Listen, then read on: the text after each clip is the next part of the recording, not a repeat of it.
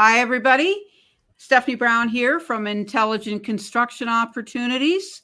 We're here for another outing with a terrific startup, very new into the market, but very deep into the market already with Shovels and the CEO and co-founder of Shovels, Ryan Buckley. I'm Stephanie Brown from Intelligent Construction Opportunities, and Intelligent Construction Opportunities offers a couple of services. One on the construction professional side, where we help to source and select and implement your technology. And then on the other side of the fence, we help contact vendors increase their business with business development packages. So I want to welcome Ryan. He's taken his time. He's bought his groovy guitars. I don't think he'll break out in song, but you never know. Let's get into it, Ryan. Thanks. I'm very happy to be here. Good. It's terrific to have you. In doing my research about this particular company ahead of time, it was really interesting to find that there was such a deep dive into the data as it concerns permit data. So if you can sort of get into, what made you even decide that you wanted to go this route? So what was the motivation for all of that? I'm happy to answer that. The story for Shovels, I would say, for me personally, I could tie it all the way back to high school, where I was president of the environmental club and went to college. So I'm from California, first of all. Yeah, why don't you tell them a little bit about you've got quite the little stellar background too. So I mean, I think it'd be worth it, not to skip over. You've got some real cred there. I got good at applications for schools. So I am from the Bay Area, from Silicon Valley, Mountain View, California specifically, now known as the headquarters of Google and LinkedIn. But when I was growing up, my interaction with Silicon Valley was like, which parking lot do we want to play roller hockey in? Should it be the Netscape parking lot or the Silicon Graphics one? And I didn't really catch the entrepreneurial bug until after college. So to speed through along, went to UC Berkeley, stayed in California and studied environmental sciences and economics. Did a little consulting in LA, important connections made there. A really great founder named Sunil Rajaraman, who I went on to start a company with after grad school. But decided to spend a little bit of time out in Boston, or Cambridge, Massachusetts, to be exact, and studied energy policy actually at the Harvard Kennedy School and got a master's in public policy. Kind of see where this is going. Like, I was really into environmental sustainability. Yeah, let's put a pin in that for a second. What is it that made you be attracted to environmental sciences, which is obviously, well, we're going to get into climate tech and stuff here, but obviously that's something you really understand and care about. It's a good question, and I don't know. I'd almost have to like sit in someone's armchair and like really talk through the psychology of this. I just from a very young age was pretty tuned in to trash, like being on the street. And I remember going on hikes with my grandpa, who actually lived in the same city that I live in now, in the East Bay, Contra Costa County area of California. And he wouldn't walk by a piece of trash without picking it up. Spent a lot of time in the Sierra Nevada mountains, and remember my grandpa talking about how he couldn't hear as many birds anymore. And I was never sure if that's because of his own like aging and hearing loss, or if there were just sort of birds kind of going extinct, or just no longer able to survive in the hills and the mountains with climate change. But it was just something I was always really I'd say passionate about, and talked a lot about with my friends, and like volunteered going back to high school, like I said, and throughout college, all of my extracurricular activities, besides playing some music, a little bit of a cappella, but the rest was all environmental stuff. So yeah, anyway, I go to grad school, did a dual degree with the MIT Sloan Management School. That's the MBA program at MIT. That whole application was green tech, is what we called it in '08 and '09. So I was like really thought I was going to get my way into some sort of a climate sustainability career, but ended up starting a marketplace for freelance writers with my friend Sunil, who I met in LA. And that just ended up being a 6 or 7 year journey, raised a lot of money in Silicon Valley, never really found great product market fit. So we sold it to a private equity firm. Mm. And that private equity firm hired me to run a mobile data company. And that was a really fascinating 4 year deep dive into all the bits and bytes of mobile data. It's like a very complex data ecosystem. And I think we were actually in one of the more complex silos within mobile data. We're actually cracking open mobile apps and looking at the software installed, and selling that as sales intelligence to other companies that are trying to sell software to mobile app to mobile app developers. Hmm. Um, very like in the weeds. But through that, really came to appreciate data pipelining, data warehousing, got really familiar with the Amazon Web Services data stack. And honestly, I felt like I earned a whole bunch of merit badges working for a really, really rigorous PE firm, private equity firm, who just like drilled us. This was boot camp for small business management. Is really the way that I felt about it, and I kind of needed that coming off of venture-backed business that just didn't end as well as we'd hoped. So when we Well, sold maybe that, you want to talk a little bit about the audience, because sometimes, we can talk about tech all day long and do demos and show the end product, but mhm, how do you really get there? So you're kind of describing the difference between being bootstrapped yep, and being VC backed. And I think yeah, it's really imperative sometimes for the audience to understand, even if they're going to use the tech or even just understand what the tech is all about. What describe what the differences are, and it seems to me that you are taking the latter road now. mhm, um, mhm. and describe a little bit why Shovels is making these choices. Yeah, that's a good question. So just to set a little bit of context and maybe describe what a startup is in the context of Silicon Valley. As someone born and raised here, I recognize I take a lot of this for granted. The whole notion of a startup is that it can scale really quickly and in theory could scale infinitely. It's the reason why investors like Andreessen Horowitz and these venture capital firms will put money into a software company or a data company that is selling digital goods, and they'll pour millions and millions of dollars into these companies, and hundreds of millions as a whole into that whole sector, even billions in the case of crypto. Um, but they won't invest in the little bagel shop or the little nail salon or the hardware, like the neighborhood hardware store. Um, the more traditional small businesses that we think of, that, yeah, I mean, maybe you could also think of them as a startup, but the difference is that regional hardware store, that little nail salon, the donut shop, the bagel shop, the cafe, they are not going to scale nearly as quickly or as efficiently as a software company or a data company. And it just ties down to the fundamentals of how that business operates and the capital requirements that are required to grow revenue in those types of businesses. Just like the business DNA is just fundamentally different. So venture capital firms, they like to invest in software and data companies because, hey, our cost of goods sold, COGS on the profit and loss statement, are effectively nothing.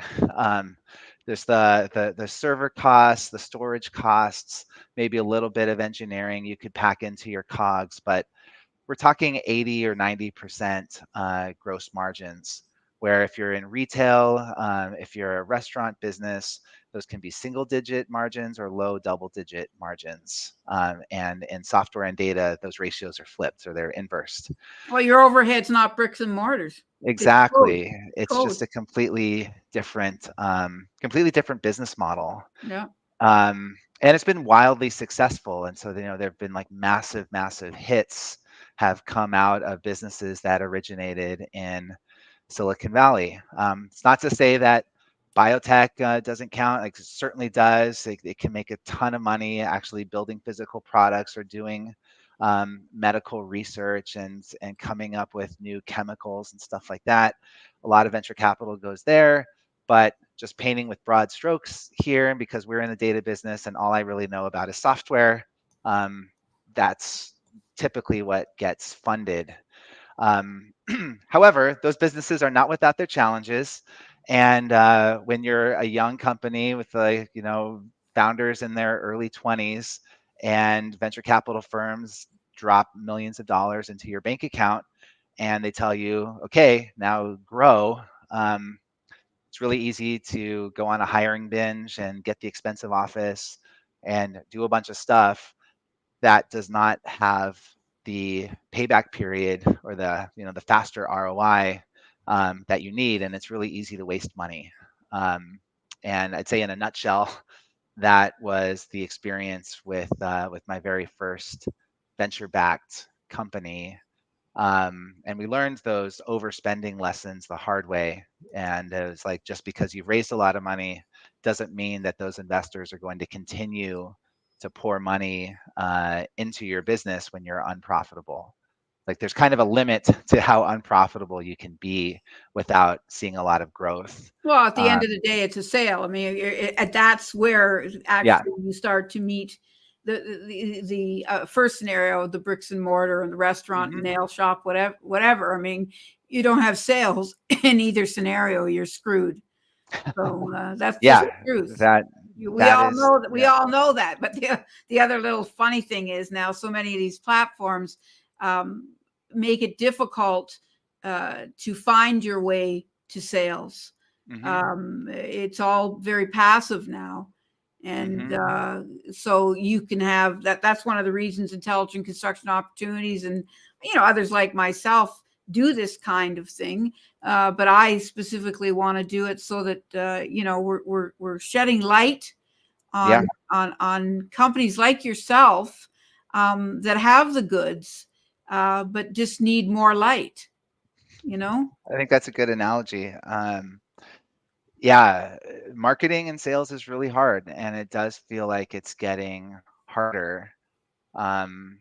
So I can actually use that point to segue into more of what Shovels is doing now. Yeah, let's get into it. Let's get into it. We talked about having a couple of profiles, but I'll let you, do what you want. I mean, I like the climate tech angle because of, the environment is, it's not I hate the word passion, but I'm going to say it. You're passionate about it. And I think, quite frankly, most of us are being forced to be passionate about it for obvious reasons without going down those rabbit holes.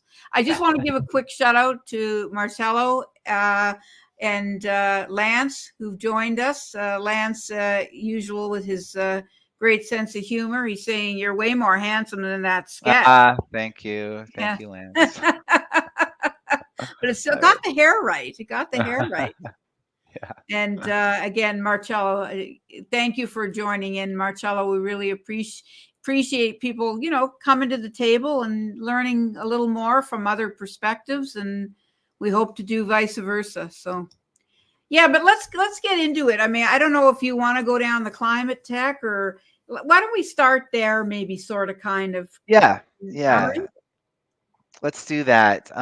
So to riff off what you were just saying about how hard it is to get revenue in a way where I learned, again, this lesson the hard way. We actually had a board member who kept saying, your unit economics are underwater. Your unit economics are underwater.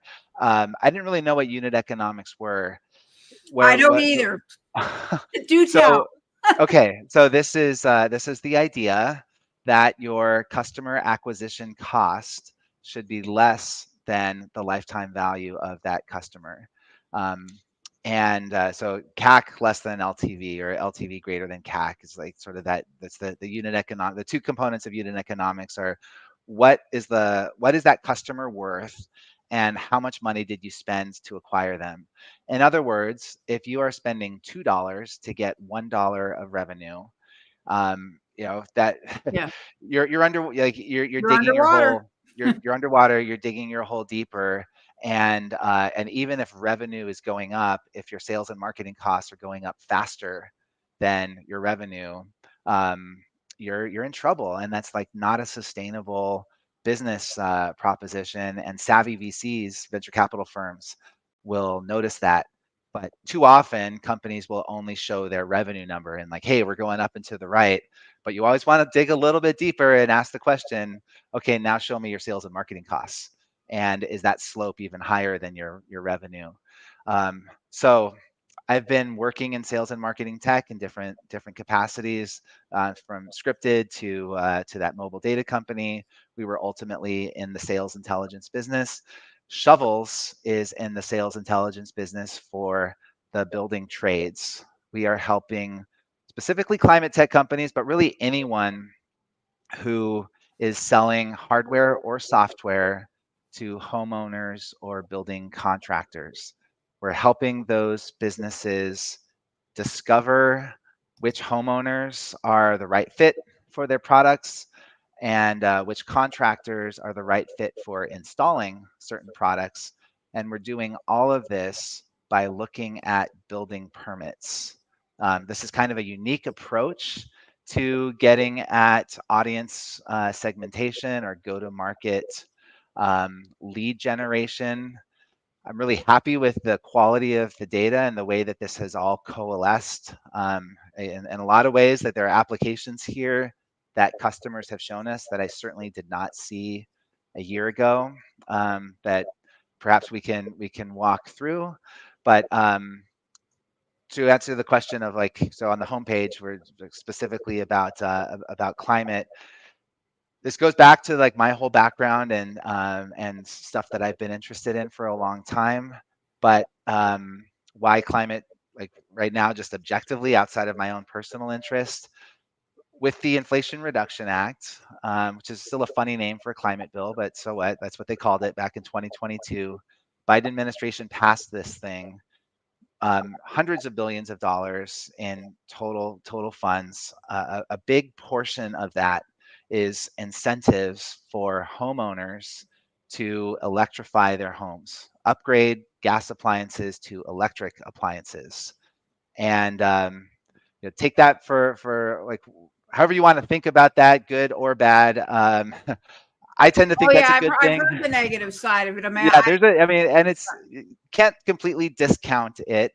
And the utilities are reacting to this, and there's a whole other market opportunity for us around utilities, which is interesting. But that's just what's happening. So like those funds are going to be distributed at the state level. States are going to be developing programs that will help homeowners tap into these funds. And interestingly, building contractors are going to play a major role in helping homeowners get access to these rebates. So in order to prevent fraud, the licensed building contractors are going to be the ones probably filling out the paperwork and signing off on the fact that, yes, John and Jane Doe homeowner at 123 Maple Street got their heat pump water heater or heat pump HVAC system. Here's what it cost. I did the install. Here's what my labor costs. And then that rebate check could go directly to the homeowner. Maybe it would go through the contractor, but either way, the contractor is going to need to be involved. So, this is data well, that. you got to kind of respect the loophole. I mean, I guess if you're a professional chef, you're never going to like it. I mean, when I first heard that, they were quote unquote outlawing gas stoves. I mean, I'm a former chef, so I mean, you just can't make a hollandaise on an electric stove the same way you can on gas. And I don't. It's really curious how that's going to affect that particular segment of the market, but it's good to know that at least there is some sort of boundary around it, because when you start giving out government funds, the first thing that happens is abuse. People come out of the woodwork. We saw that during COVID. And still So are in many ways, right? yeah, so climate tech companies have urgency because these funds will get distributed in 2024, and everybody's working towards that, because who knows what's going to happen in November, and come January, there could be a new administration coming in. And the Biden administration knows this, and the climate ecosystem knows that. So a lot of money is going to be pushed through the system next year, and we're all trying to get ready for it. If anyone's worked in sales, urgency is like the hardest thing to break through in the climate sector right now. There's a lot of urgency. It's kind of easy. Climate companies need our data. They're younger companies. They speak application programming interface, like API. So they work with data. They're programmatically interested in working with data. Yeah, and there's a lot of venture capital funding. So they have budget. Well, you talked about APIs. Now, can we just sort of back it up a little bit? I want you to sort of open that can a little further in terms of, why is this affecting an API? And when you talk about it in terms of your products, you've got it, listed as a product. And if you were, somebody that was more on the construction side of things, you go, well, what the hell's that? So can you describe and kind of open up that? I mean, we know we talked about a little bit about the permit. I mean, this is a big discussion as far as I'm concerned. Contractor directory, you understand how that fits together. Data feed, well, a little less so, but the connections are there and have to be there for the multiplicity of the data. But if you could describe a little bit for the audience about the API, and that would be helpful, I think. Great. An API stands for Application Programming Interface. That acronym doesn't really even describe very well what it actually is. You could think of an API as a way for a company to make their data available to software developers. So it's kind of like you're opening up a portal into your database and describing to anyone who's in software development how they can securely access the data in your database, and like what they need to do, what sort of credential they need to have, and it's like a little manual, so to speak, like an instruction manual for how those requests are made and what the data looks like when it comes out. So it's like a coding manual. It's a coding manual. Yeah, you could think of it. Yeah. Because you have two different languages from each particular software, I'll call it, and you're trying to get them to talk to each other. So basically, it's a language that has to be common to the integration. That's right. It's it's basically a way for two applications or two companies to talk to each other in a common language. For software developers, working with APIs is a very basic type of functionality. They're all familiar with it. It's one of the first things that you do when you're a software developer is you play with APIs. So for anyone who's doing software development on your team, this will sound very familiar, and they'll just kind of know what you're talking about right away. But for most people, yeah, API can sound sort of foreign. But in a nutshell, it is just a way for software developers to access data. So I'm going to play devil's advocate here. So Yeah. say, supposing you have, a building supply wholesaler who's also, could you obviously you described a little bit at the top of this, why that might be useful on that side of the fence. Yep. But, can you sort of contextualize what the API might look like or have to be from their perspective? It's taking their programs that they already have and somehow making a network out of the data that's coming from Shovels to feed into, you know, I guess it could be their supply chain data, for example. Mm-hmm. So in the case of just call it like a regional building supply wholesaler, they would be selling to contractors, and what we could offer to them through our API is the enrichment into their Salesforce or whatever CRM program they're using. We can show them within your CRM, here are the contractors that have active permits. Here's the zip code on those permits or other attributes on those permits. And that could help their account management team reach out to those guys and say like, hey, notice you have an active permit. Don't forget about us. Like, get your order in through our wholesale product, or like, here's our catalog. Like their job is to make sure that those existing contractors will continue to buy. We can also, this is sort of interesting, surface net new contractors. So that same building supply company could tell us, here are the 20 zip codes that we work in, that we distribute to, like, existing customers are in these 20 zip codes, and we want to identify new contractors that we don't have in our CRM who are actively working on like large construction projects right now.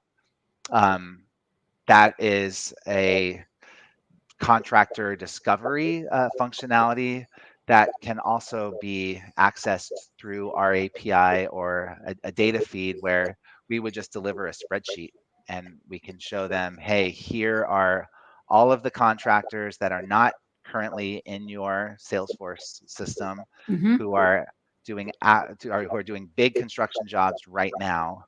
Um, Here are those addresses, so you can have your field sales reps drive out to those sites, ask for the foreman, give them the catalog, give them a business card, and say, hey, just want to make sure you're buying these products from us. Good. I mean, I kind of love your little mix of old school in there as well. Um, it's cool. I mean, so you've got this permit database. So describe a little bit about, how do you access that data? How do you know that data is accurate? And, how are you helping your customers make sure that data is refreshed?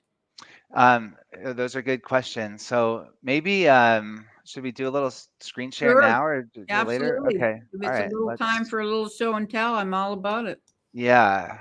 I've got one question here I want to just put up before we do that, though. It's coming Okay. from Graham Thiel. Could it show the project valuation as well, or permitted cost of the job that is entered at the time of the application, along with the stated scope of work? Mm-hmm. If the jurisdiction puts that on the permits, then we'll see it. We will have the job value that's self-reported by the contractor, as well as the permit fees assessed by the jurisdiction. Very good. I love a pat answer. Keep going, Ryan. Okay, so showing you all some SQL. Maybe for the first time on your show, this is some Yeah, actual. I can say I haven't gotten into code yet, but I love it. I mean, if you can peel back the onion that far, then let's do it. And also, I just want Graham said yes, so good, good. Yeah, To be able to, so this is an example. I'm showing you here what so basically we're asking the question, what EV charger permits, which homes which homes in the city of Denver, Colorado have had EV chargers installed, and who were the contractors involved in that installation. Um, so this is what the data looks like. We could refine by the file date. This is when the permit was filed with the jurisdiction. We give you the status, the type, obviously the specific address of the permit, and a little description of what exactly happened. And you can see EV chargers, 60 amps. We're talking about parking garages, transformers and chargers, new circuits, all of this stuff. So this is the detail that is actually submitted to the jurisdiction. We can surface that, bring it into your report. And then here are all of the names of the contractors who were Wow. involved Talk in about each of money. these. Talk about Yeah. money. Wow. And so we'll give you their phone numbers. We give you their business addresses. In some cases, we have emails. Looks like here in this jurisdiction, they don't collect it. So we don't have any emails on this one. But that'll vary from jurisdiction to jurisdiction. And yeah, I mean, and that's just kind of fun. Shows you a little bit of the power of what we're able to do. If you wanted to refine this further, and here the sequel gets a little bit more complex, but let me just talk through what this is asking. I want to know which of those contractors that you just showed, which of them have done recent installs, and show me how many installs they've done. And I just changed this to commercial, but we could have done EV chargers. So this is saying which contractors in Denver who have done work in Denver, commercial, I should say commercial permits in Denver recently, and show me like how many commercial permits they've done. And so here I know that each of these guys have done permits this year in the city of Denver, Colorado. And we could like even sort it by the quantity of permits. Looks like SmartWave, ADT, Benchmark, Western States, Reikartan. These are some of the more active commercial contractors in the city of Denver, and we can sort it by their activity. I'm curious, though. Another way to I look have at it. to ask a question, though. Is this the actual interface that your customers are using, or is this Shovels in the back end collating this information? So this is actually Shovels in the back end. Yeah, I would hope Uh, so. we're not going to ask you to write all of this SQL, but what some of our customers are doing is coming to us and saying, "Can you just generate this report for me?" And so we'll do that, and then we can download it as a CSV and email Beautiful. it to you. The customer facing side actually is our API. And here's where I'm actually going to do this a little bit on the fly. Let me just pick one Sure. of the zip codes. Okay, we're just going to do 80202. And so here, this is an example of an API request. We are going to look for EV charger permit. These are actually these are contractors who did EV charger installs in the zip code 80202, which is a Denver zip code. And we just click execute on this. This is going to be much simpler. You don't have to do any SQL, and this is what your software developer would do. Like this is the kind of this is the type of work that that they're very familiar with, and so it just ran, and here you get, this is called JSON. It's a type of data structure very familiar to software developers, but this is what the interface looks like. So we return the names of all of the contractors that are doing EV charger installs in any zip code in the country, and provide it in this type of a format.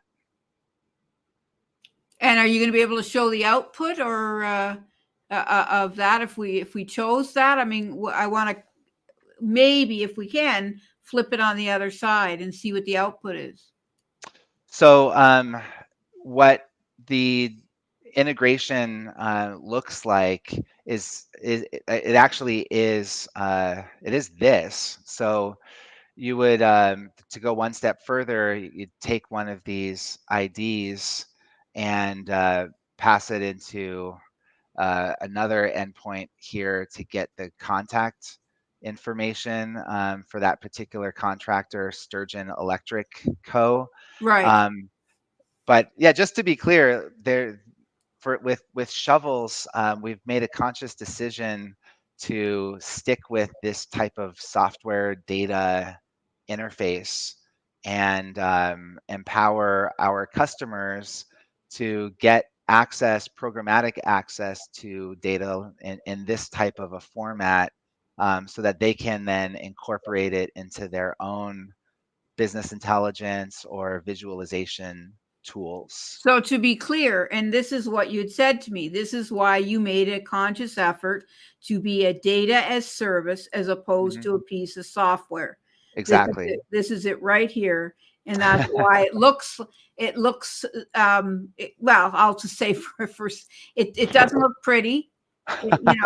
This doesn't look pretty, but well, those of us that are in tech know that it doesn't look pretty behind there. And, but just so our audience is clear, because we've got a number of construction professionals, that registered, to come today and check this out. We want to just be really clear that Shovels is giving you a tool that is running in the back of your business. And it then is integrating this data where you need those APIs that Ryan talked about, and how those outputs are done is up to you, the contractor, the building supplier, whatever. And that's why, getting back to your solutions, when you talk about your solutions to the non-technical person, it's like, contractor directory seems to be, as straightforward as it could be, as does the permit database. But once you start getting into data feeds and APIs, I think perhaps certain construction professionals will be less familiar with those ideas. I just actually realized that I wasn't. Did you actually see this? I want to make sure I was. Oh, darn it! When I switched tabs, I guess you didn't see what I was doing over here. My fault. Oh, you did execute some. Okay, all right. Yeah, I apologize. That's what I was looking for. Like, it was like we were stuck on the zip code. Okay. Okay. I apologize.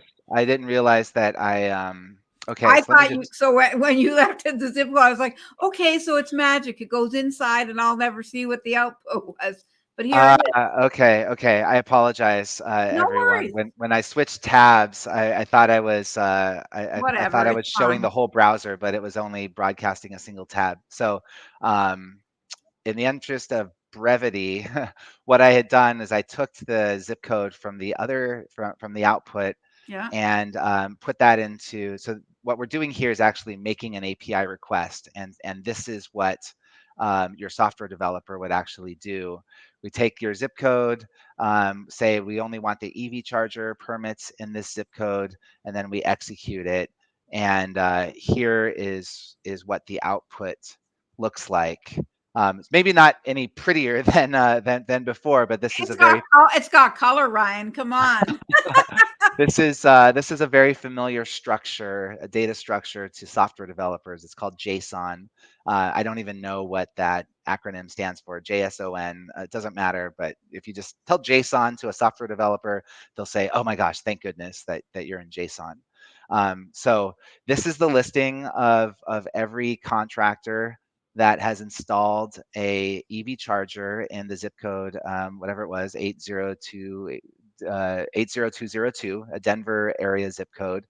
And then what I did is I just took the first one right here, Richard Swartz from Sturgeon Electric. I took this unique identifier and I punched it into another of our API endpoints. I just pasted that right here and got back his detail info. And this is also structured in JSON. And what your software developer could do in the case of our real life customer, who's the regional hardware distributor, they only sell to contractors. they would take this information and they would push it into Salesforce or push it into Right, HubSpot right. So or yeah. their account manager, whoever Hmm. it is that's driving their sales, would then have this very unique and specific data to act on. Yeah. And what I would call it in sales is, really honing in on your low hanging fruit. Yeah.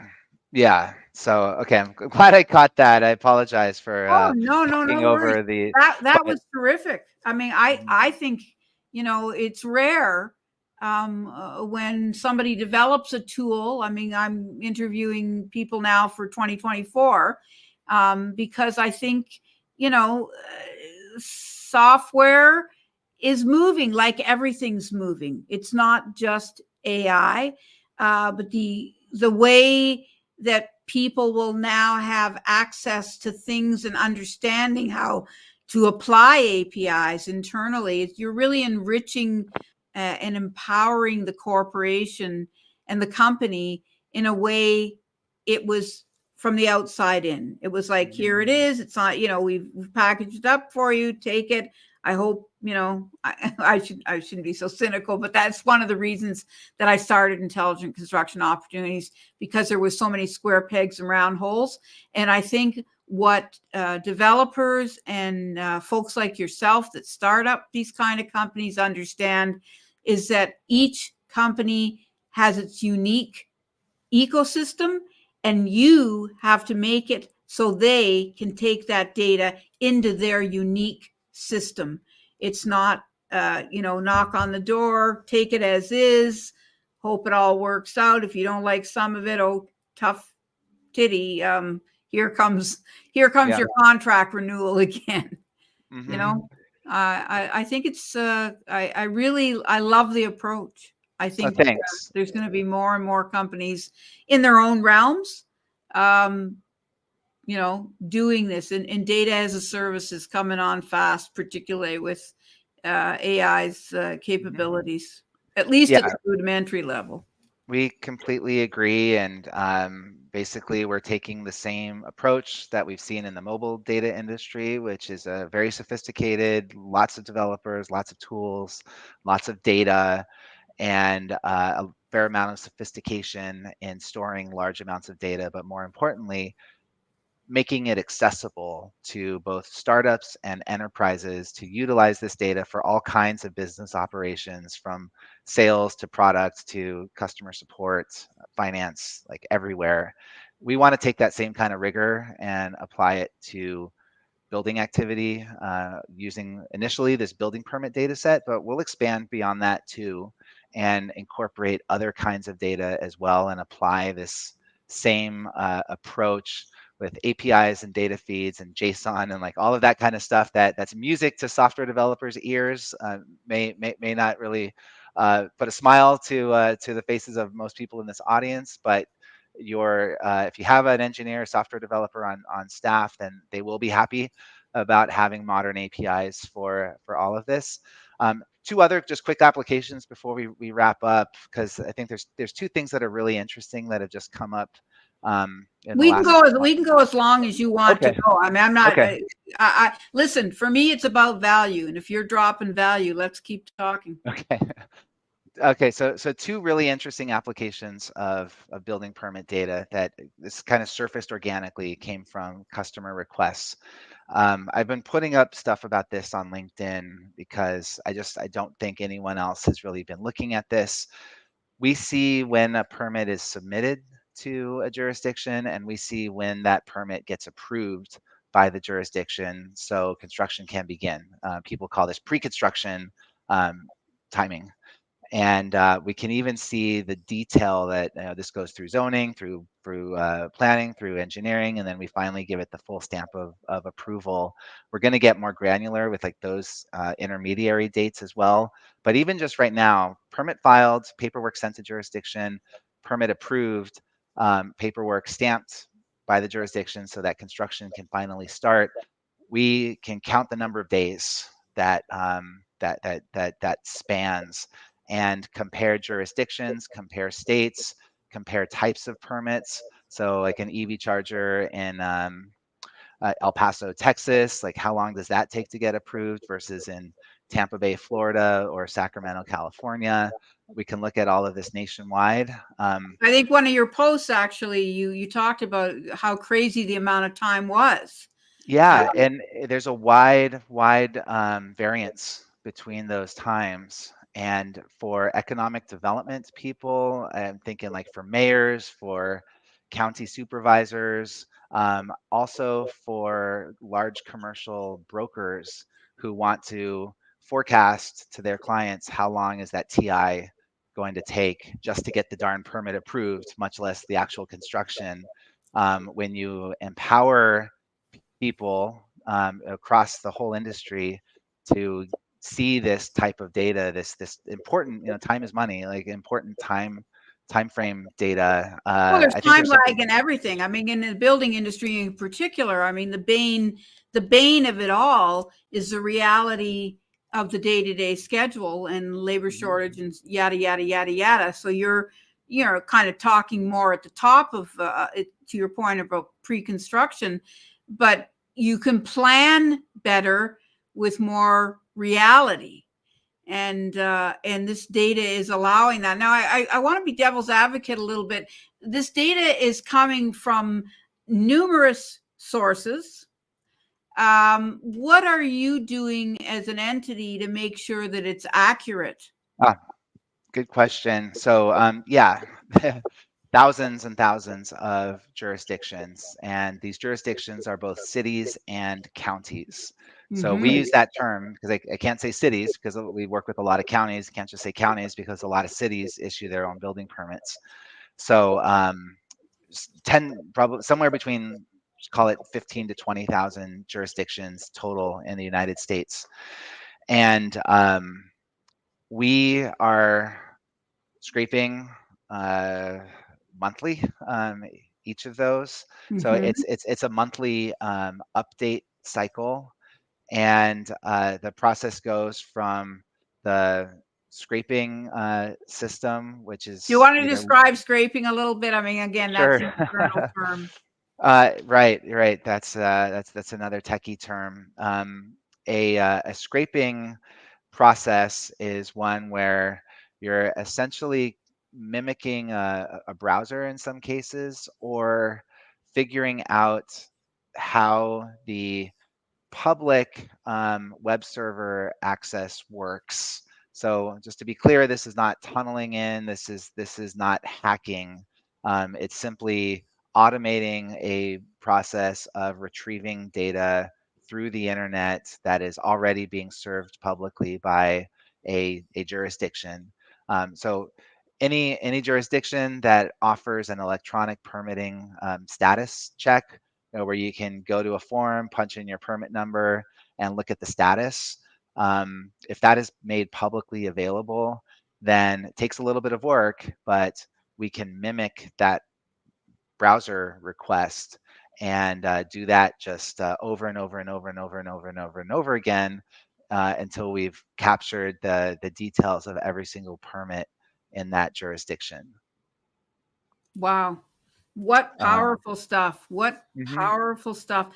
And you're a pretty lean and mean show over there. So your CTO really, had to double down on those priorities uh, Mhm. to make sure that this data remains accurate and, dare I say, holistic. Um, Yeah. So there's we have a lot of interest from our customers in appending additional data sets like land entitlements. Really interesting, any kind of like land acquisition. I'm talking to other partners of ours to enhance the contact information on the permits, who the owners are, who the engineers are, designers are, and like better contractor contact information. Um, Another interesting thing, and then we should get to Graham's question here. We're also talking to some companies in the ad tech space, advertising technology. These are the folks that run the ads on Google and other oh, websites. yeah, yeah, yeah. Um, and they're really sophisticated about how they do their targeting. So like what type of they call them audiences You can segment by demographics. You can segment by interests, which are all sort of based on what websites they visit. And there's this whole Well, the data. algorithms follow us all around, and Exactly. yeah, yeah. So most of that targeting is done based on online activity. There's a lot of interest now in targeting you online based on your offline activity. And what we're able to do with building permits is say, if you wanted to run ads, because you're a solar company or you're an EV charger company, you're a wall battery company, if you wanted to run ads to everybody who has installed a solar panel on their house. So every residential, it's like single family homeowner who has installed solar panels on their house. That's offline data that doesn't really exist on the internet. What we can do is through the magic of what some of these ad tech companies have created is we can give them a list of addresses, and they can go from addresses to browsers and target people's browsers based on their physical Wow, address, wow. which would allow a climate tech company, a solar company, to run digital ads, like online ads, just to people who have solar panels on their home.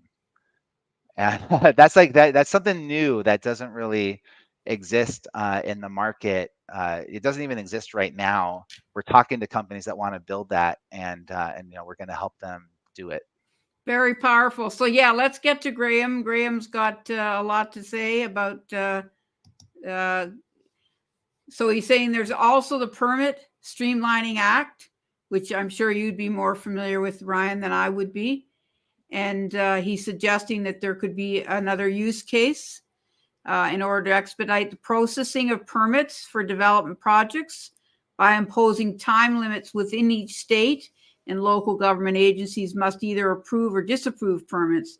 So this could be used both internally by what does that acronym stand for now? AHJS, to audit and ensure they are in alignment with this act, to buffer risk of lawsuit by developer or failure to, and I guess it cut off, unfortunately.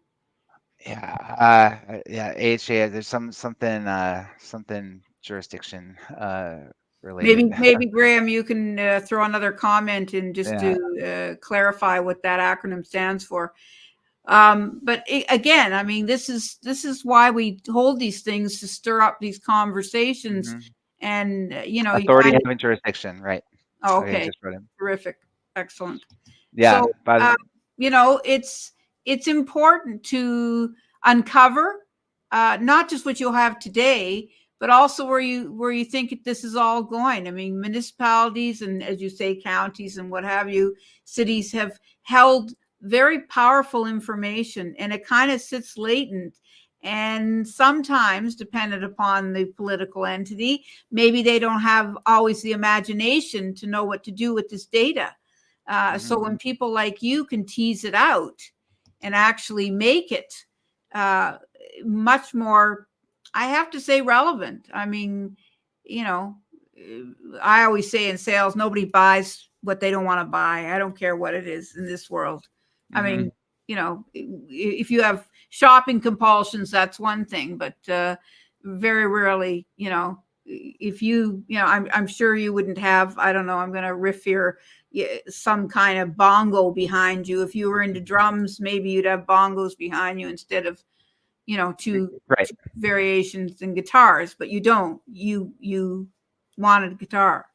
Yeah. Kind of an understatement, but still, I think very worthy conversation. I think we could, carry on and riff some more, but we'll end it here today. I think there's been a lot of valuable leave behind. If anyone else in the audience has anything else that they want to add, or you want to be able to get in contact with us, certainly you can. Any questions about shovels or intelligent construction opportunities? Obviously Ryan and I have a rapport. We're happy to answer you, and you can go to Shovels.ai and be able to fill out a form there and ask away. And I'm sure his team will be right on your questions. Again, intelligent construction opportunities. We help source, select, and implement your technology. So that's why we do these live streams with people like Ryan to uncover all the gold that they're building. And on the flip side, for contact founders, we help to put together business development services for them. So we'll call it a wrap. Thanks everybody who tuned in and commented and stuck around and actually learned something today. I think this was a very valuable behind the scenes. And I certainly learned some stuff, and I appreciate it. So thank you so much, Ryan, for making the time. Thank you. Thanks for having me. All right. We'll see you soon. Bye, everybody.